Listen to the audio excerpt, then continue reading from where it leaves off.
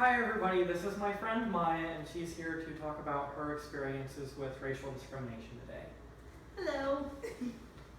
Okay, so the first time I experienced racial discrimination, I think was in preschool. And it happened so long ago that, I don't remember much from that time, but this stuck out so much to the point where, I remember it today and it really affected me. So I was playing with a group of girls in preschool. There were about 5 of them, and one was Asian and the rest were white. And we were kind of playing together, and whenever I would kind of try to interact with one of the girls, she would stop playing.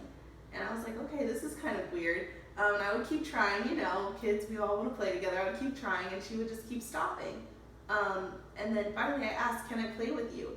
And she said, you can't play with us, you can't be in our club because you're too dark. And initially I was like, what? I'm just brown, But then that really pointed out the fact that, there were those color differences, those racial differences between us. And yeah, that was something that really affected me pretty heavy back then. Yeah. Of course, so then how do you think that translated into affecting you later in life as opposed to at the moment? Right, I definitely internalized it. I thought that my skin color made people feel uncomfortable, people that were lighter than me. And so whenever I would see someone lighter, whether it was, someone that was Asian or, Hispanic, anything lighter than my skin tone, I was kind of just internally I was like, okay, just stay away from them. I don't want to make them feel uncomfortable because of the interaction I had with this girl. And, I was an outgoing kid, and, kids all just want to be together and have fun. So it was really painful to kind of try to hold back with, in the hopes of making people feel comfortable with that separation between us. So, yeah, I think it's. Now, as you got older, I know you had mentioned before that you have a lot of white friends. Mm-hmm. Did that make you ever feel uncomfortable? Well, so yeah, a little bit of context. I was born in Pasadena, born and raised, and Pasadena is a melting pot. We have so many different cultures, so many different people, and so that's where I went to preschool, and then I moved to North Carolina in middle school, and it's the deep South where I lived. It was in the country, so it was really segregated. Not of course by law, but just that's how things were. Just the whites stayed with the whites, the blacks stayed with the blacks, and Hispanics stayed with the Hispanics. That's just how it was. And that was pretty much everyone that was kind of represented in that small town. And so in middle school, I was around mostly white people. That's who my friend group was. And I think it's connected to how I was raised in California. I came from a privileged background and very open-minded liberal family, things like that.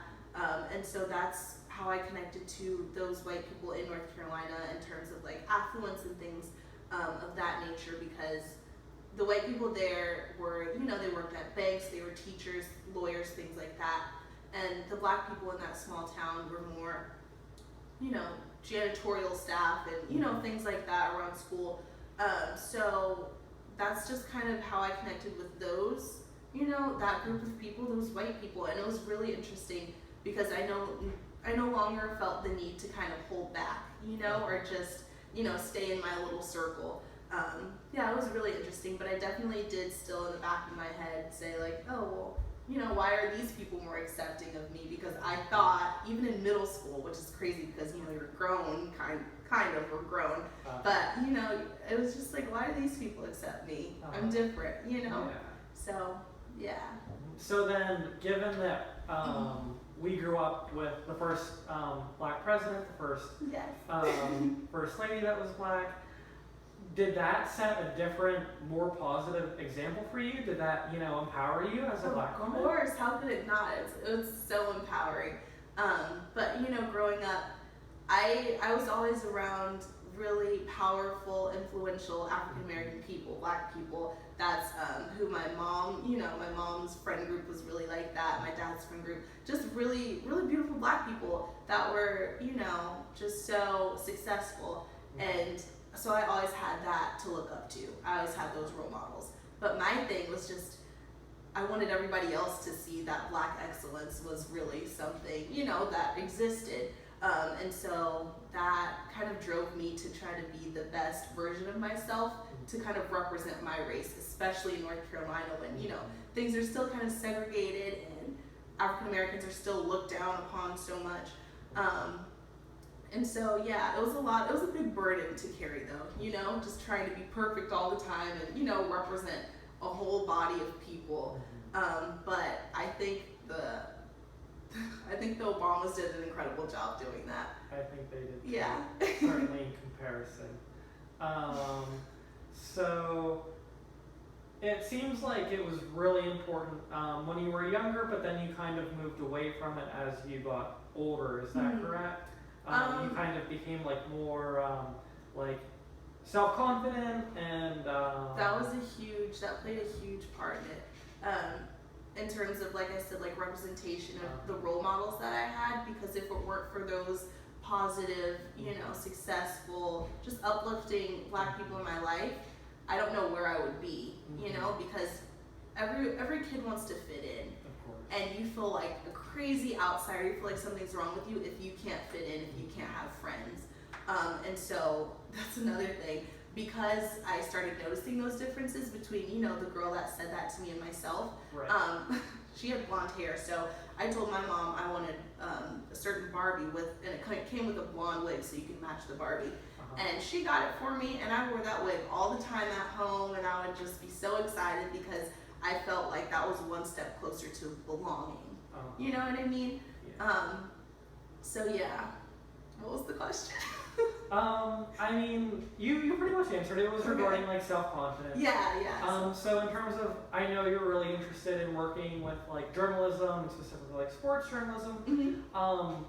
In terms of that, do you want, I mean, as part of that, so that you can show like, you know, younger Black children that that's an area that they can thrive in and show yourself as an example? Yeah, of course, that would be awesome. You know, I don't necessarily want to be like doing broadcasting or anything in front of the camera. I want to be more behind the scenes doing sports, things like that, and writing. But I think anything to show, you know, people that there is a way, where there's a will, there's a way. And, you know, the president definitely did that. You know what I mean? He showed that anything is possible for anyone.